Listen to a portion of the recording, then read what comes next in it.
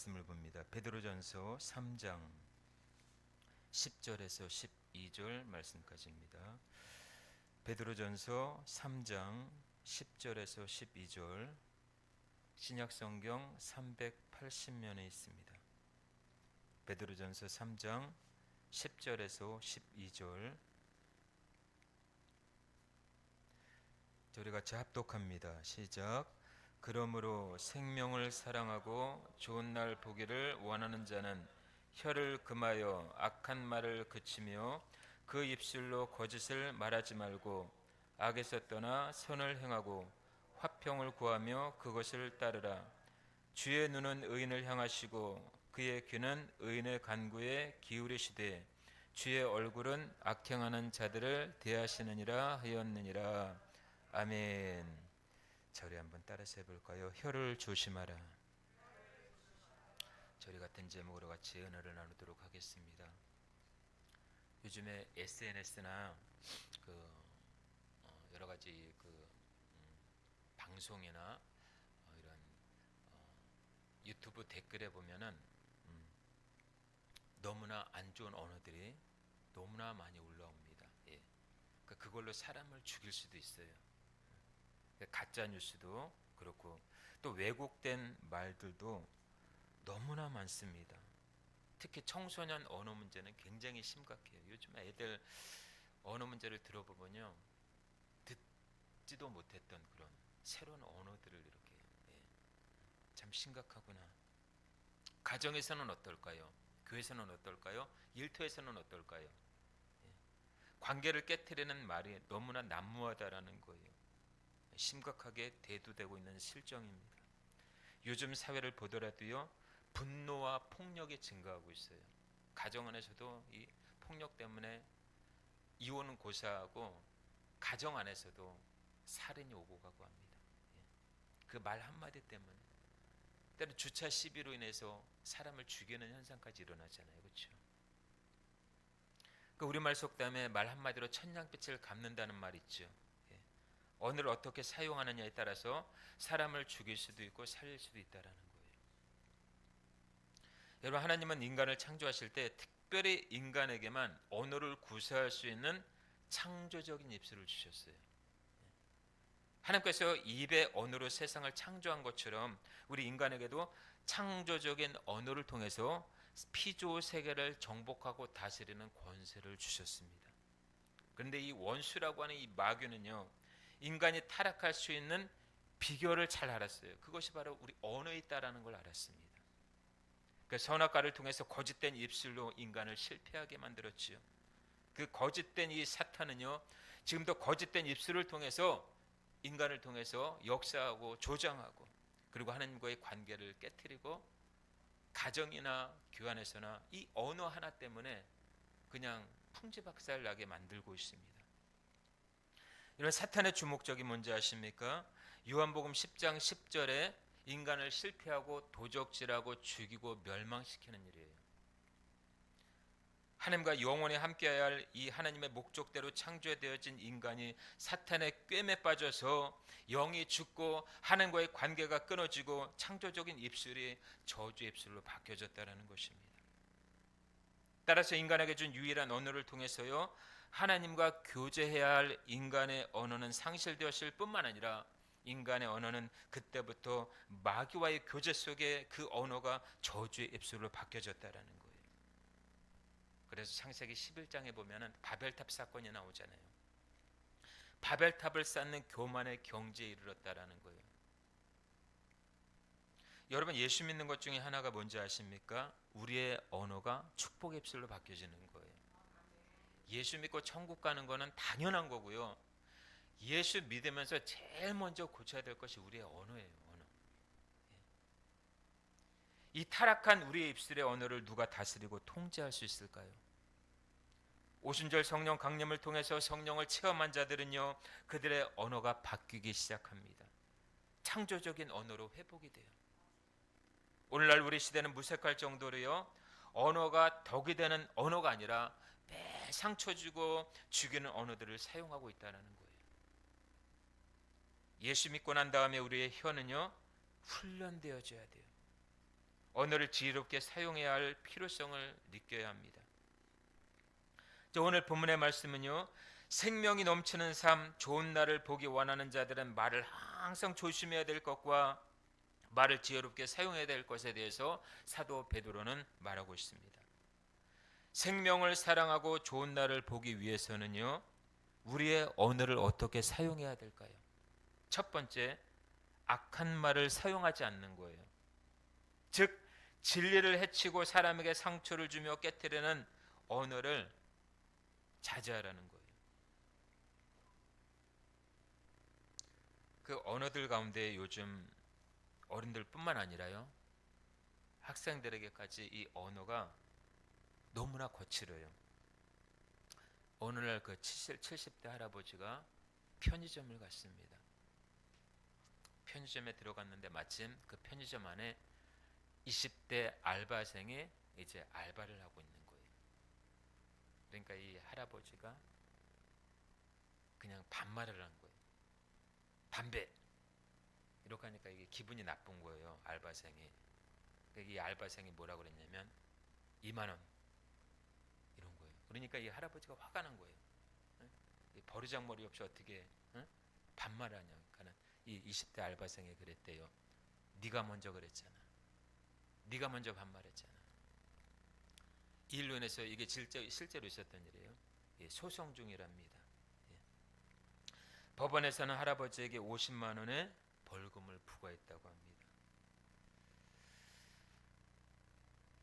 여러분, 이뿐만 아닙니다. 우리 아이들 가운데서도요, 정말 생전 들어보지 못한 언어들을 사용하는 것을 보게 되죠. 여러분들, 언어는 살아있습니다. 언어는 생명이에요. 언어를 잘 쓰면 열매를 맺지만 잘못 쓰면 화를 불러옵니다. 잠언 6장 2절에 이렇게 말씀하고 있습니다. 내 입의 말로 네가 얽혔으며 네 입의 말로 인하여 잡히게 되었느니라. 여러분, 모든 언어가 하나님 앞에 심판받는다라는 것을 알아야 합니다. 두 번째로는요, 거짓말을 금해야 된다라는 거예요. 거짓말. 자, 오늘 본문에는 거짓말을 금하라고 말하고 있죠. 이것은 단순한 도덕적인 교훈이 아니라 당시 교회가 처한 사회적 상황과 영적인 상황 속에서 반드시 필요한 생존 원리를 말씀하고 있는 거예요. 초대교회는요, 이 당시에 초대교회는 의심받는 공동체였어요. 베드로가 편지를 보낸 이 소아시아 지역은요, 당시 로마 제국 안에 있었습니다. 그 아래 있었어요. 그리고 예수 믿는 그리스도인들이 소수였어요. 그렇게 많지 않았어요.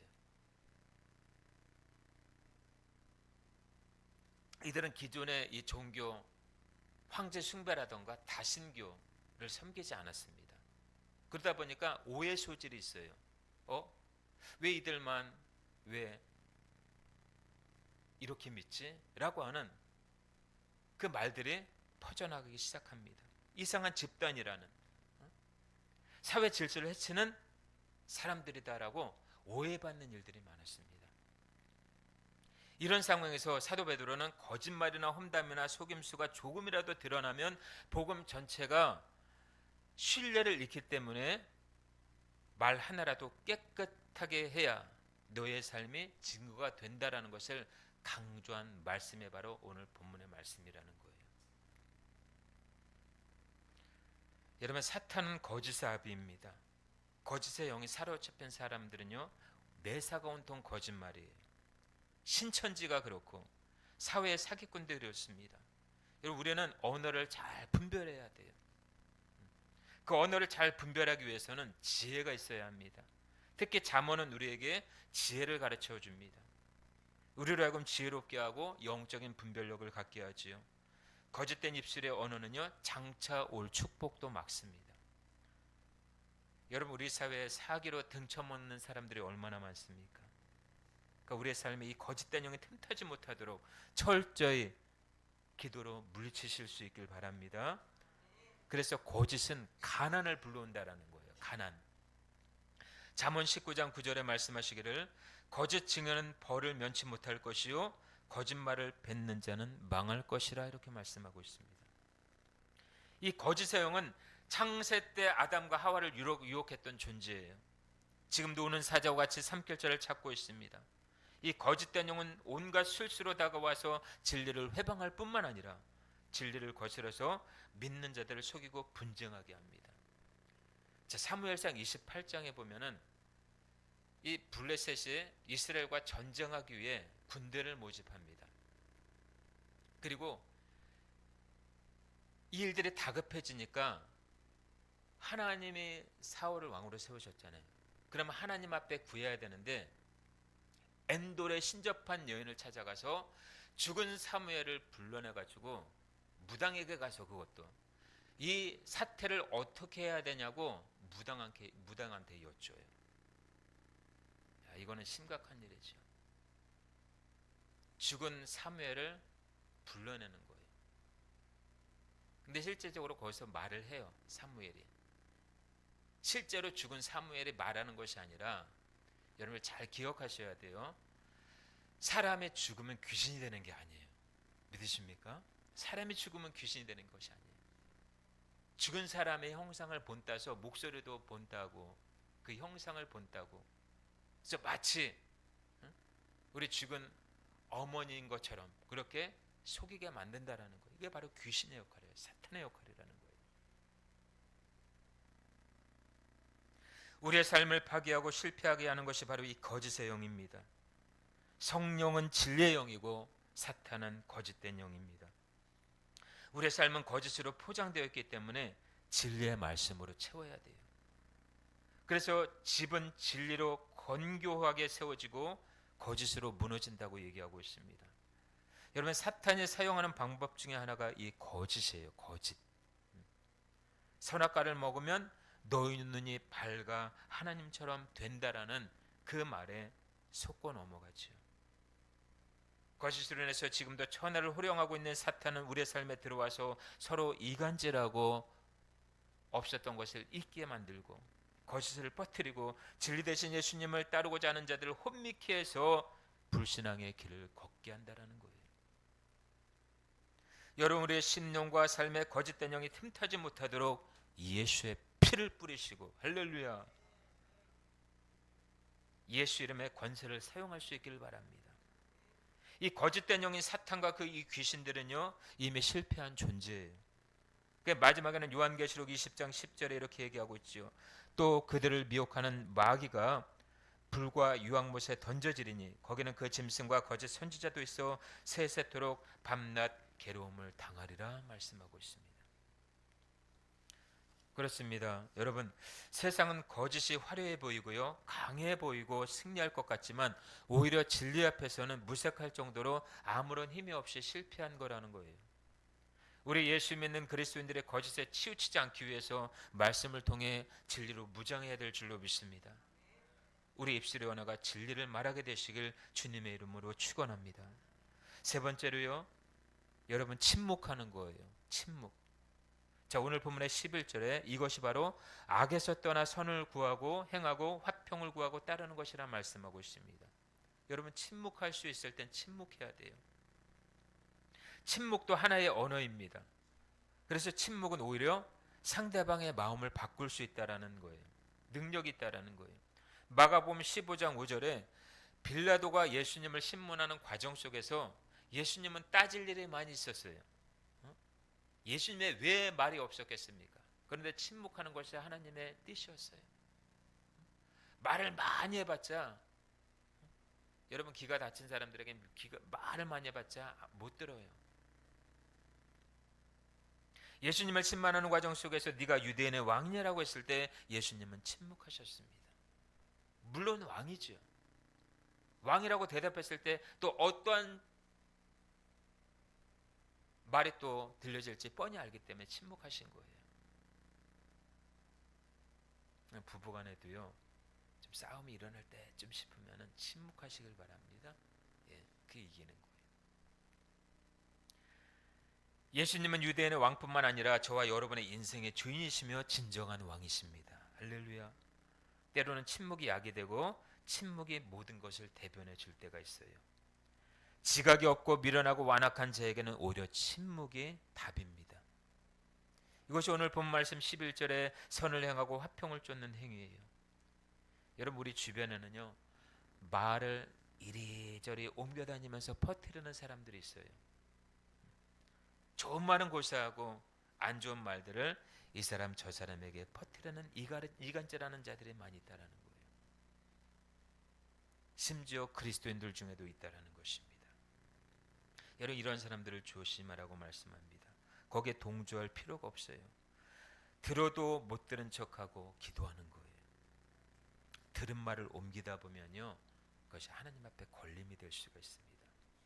그렇게 되면 사탄한테 묶일 수가 있어요. 자, 잠언 6장 19절에 하나님께서 미워하시는 7가지 중에 망령된 입술과 친한 벗을 이간하는 자들이라 말씀하고 있습니다. 여러분, 우리의 언어는 매일 성령께 다스림을 받아야 되고 통제되어야 될 줄로 믿습니다. 교회 안에도 잘못된 언어들로 인해서요, 성도들끼리 서로 상처를 받고 분열이 나는 거예요. 사탄이 제일 즐겨 사용하는 방법이 바로 우리의 언어라는 것입니다. 차라리 벙어리 되면 모르겠는데 우리 인간이 살아가면서 언어라는 매개체를 통해 성공하기도 하고 실패하기도 한다는 것입니다. 여러분의 언어가 창조적인 입술이 될 수 있기를 주의 이름으로 축원합니다. 우리의 입의 말로 묶이기도 하고요, 풀리기도 한다는 사실을 잊지 말아야 돼요. 자, 우리 이렇게 한번 고백했으면 좋겠어요. 모든 일들이 잘 되고 있습니다. 나는 성공자입니다. 나는 건강합니다. 나는 좋은 땅입니다. 그러기에 30배, 60배, 100배의 결실을 보게 될 것입니다. 네, 좀 길지요. 예, 너무 길어요. 나는 그리스도로 옷을 입은 자입니다. 나에게는 하나님의 권세가 있습니다. 나는 형통한 자입니다. 나는 새로운 피조물입니다. 나는 다스리고 정복하는 자입니다. 나는 보배로운 자입니다. 나는 부유한 자입니다. 나는 축복의 통로입니다. 언제까지 하냐고요? 이제 끝났습니다. 나는 그리스도의 향기입니다. 나는 복된 자입니다. 나는 성전입니다. 자, 마지막으로 나는 지금도 하나님의 사랑을 받고 있습니다. 아멘. 여러분, 믿음의 말 살리는 언어를 통해 영육의 복이 주어지시길 주의 이름으로 축원합니다. 자, 마지막 네 번째로요, 감사의 언어를 사용하는 거예요. 감사의 언어. 우리 12절 다시 한번 읽어볼까요? 12절, 베드로전서 3장 12절 시작. 그의 귀는 의인의 간구에 기울이시되 주의 얼굴은 악행하는 자들을 대하시느니라 하였느니라. 아멘. 그러나 감사의 언어를 사용할 수 있는 이 비결은요, 의인이기 때문에 그럴 수 있겠죠. 의인은 감사하는 자입니다. 믿음으로 의롭다함을 받은 사람은요, 성경의 의인이라고 얘기하고 있습니다. 완벽해서가 의인이 아니에요. 예수 그리스도의 공로로 의롭다 여김을 받은 사람은요, 하나님이 보실 때 의인이라고 칭하십니다. 자, 우리는 우리 입술에서 감사가 더 많이 나오는지 불평이 더 나오는지 우리는 점검해 봐야 합니다. 자, 출애굽기 15장에 이스라엘 백성들이 가나안 여정으로 가는 과정 속에서 수르 광야라고 하는 그곳에 이제 머무르게 됩니다. 3일 길을 지나왔으니 얼마나 목이 탔을까요? 그 수르 광야에 있던 그 마치 마라라고 하는 그곳에 이제 도착해서 그 물을 마시는데 물이 써서 못 먹는 거예요. 먼저는 그들을 인도했던 주의 종 모세를 원망하고 나중에 이제 환만하니까지 원망을 합니다. 그러니까 모세가 이제 막 이제 리더잖아요. 어떻게 해야 될지 몰라서 하나님 앞에 기도하니까 하나님이 하나의 방법을 가르쳐 줍니다. 한 나무를 지시해서 저 마라에 쓴 물에 던져라, 넣어라 얘기합니다. 던졌더니 그 마라에 쓴 물이 달아져요. 여러분, 우리 인생 가운데 마라와 같은 쓴 인생, 쓴 물을 만날 때가 있어요. 그럴 때 우리는 어떻게 합니까? 감사가 나옵니까? 불평이 나옵니까? 솔직히 말해서 불평이 먼저 나오겠죠. 그럴 때 우리 십자가의 주님을 생각하는 거예요. 십자가의 주님을 고백하는 거예요. 그럼 마라와 같은 그 쓴 물이 단물이 될 줄로 믿습니다. 그러니까 쓴 인생이 단 인생이 되는 거예요. 여러분, 감사는 저절로 생겨나는 것이 아닙니다. 순간순간 감사의 훈련을 해야 돼요. 없어도 감사하시길 바랍니다. 망해도 감사하시길 바랍니다. 모든 것에 감사할 때 하나님은 우리에게 기적과 부유한 삶을 허락하십니다. 그러니까 입술의 훈련이 감사로 이어져야 돼요. 어느 날 장사를 하는 여자 성도 한 분이요, 목사님을 찾아와서 그 장사가 잘 안 된다고, 잘 되면 좋겠는데 안 된다고 하소연을 하는 거예요. 장사가 안 되는 것도 힘든데 그보다 더 힘든 게 뭐냐면은 주변 사람들이 성도에게 얘기하기를 하나님을 믿는데 어떻게 장사가 안 될 수가 있느냐, 비웃더랍니다. 이 성도는 온전한 주일 성수도 하고 11조도 하고 감사를 비롯한 교회 생활도 열심히 했다고 해요. 근데 목사님은 그 성도를 앞에 두고 이렇게 기도하기 시작했답니다. 하나님, 장사가 안 되고 사람들이 비웃게 하시니 감사합니다. 이 성도가 의아하듯이 목사님의 얼굴을 뻔히 쳐다보면서, 목사님, 그 기도를 잘못하고 있습니다. 잘못한 건 아니냐고 물었어요. 근데 목사님은 이 성도에게 하나님께서 범사에 감사라고 하셨으니 돌아가서 감사 기도를 하시라고 이렇게 권면하고 보냈습니다. 집으로 돌아간 이 성도가 며칠 후 얼음판에서 넘어진 거예요. 팔에 붕대를 감고 나타났어요. 그때도 목사님은 기도해 줬습니다. 기도해 줘야죠, 당연히. 주님, 팔이 부러져서 감사합니다. 이 성도는 시험에 들기 시작한 거예요. 목사님에게 이런 기도는 하지 말라라고 했습니다. 왜냐하면 듣고 보니까는 목사님의 기도가 저주처럼 들리거든요. 만약에 부러진 팔을 감사하며 기도한다면 다음번에는 자기가 죽을지도 모른다는 그 생각 때문이에요. 시무룩해져서 집에 돌아갔다고 합니다. 여러분, 주님 앞에서 해결받아야 될 부분이 바로 우리의 언어가 아닌가 싶어요. 여러분의 입술의 언어가 복을 가져오기도 하고 화를 불러오기도 한다는 사실을 기억해야 합니다. 자, 우리는 무엇을 말하느냐에 정신이 팔린 채 세상을 살아가고 있어요. 하지만 어떤 말을 하느냐보다 어떻게 말하느냐가 중요해요.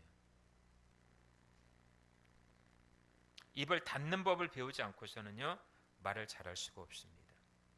그러니까 우리의 언어에 예수의 생명이 깃들 때 창조적인 기적이 일어나는 거예요. 사도행전 3장에 보니까 민문 앞에 구걸하던 안진뱅이에게 베드로가 예수의 이름으로 말 한마디를 통해서 그들을 일으킵니다.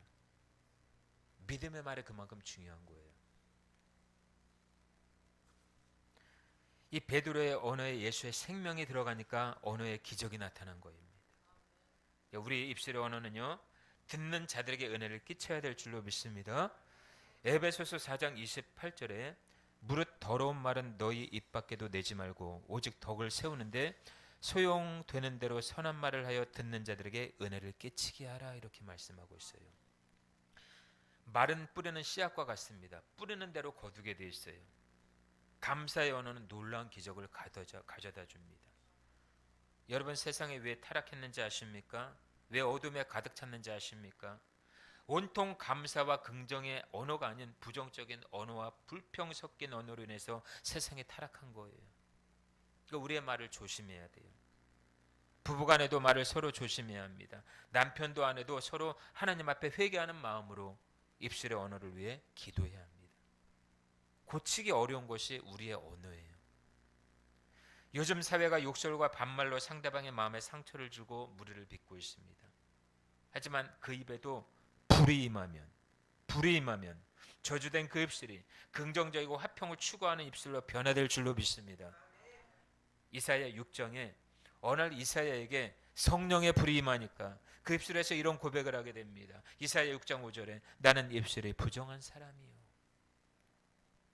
그때 스랍 천사가 제단 숯불을 그 입에 갖다 대니까 부정한 입술이 사라지고 맙니다. 여러분, 우리에게 성령의 은혜가 입혀져야 돼요. 사람은 고쳤을 수 없다라는 말을 많이 듣죠. 하지만 하나님은 못 고칠 사람은 없습니다. 바울도 고치셨어요. 그리고 바울은 오히려 그 서신서에서 감사의 말을 강조하고 있는 것을 볼 수가 있습니다. 우리의 남은 생애가 입술의 언어를 잘 사용해서 다가오는 환난도 시험도 고난도 이기고 우리의 언어를 통해서 하나님으로부터 응답과 축복받는 승리의 삶을 살 수 있게 되시길 주 예수 그리스도 이름으로 축원합니다. 아멘. 우리 같이 한번 주신 말씀 붙잡고 한번 기도하겠습니다.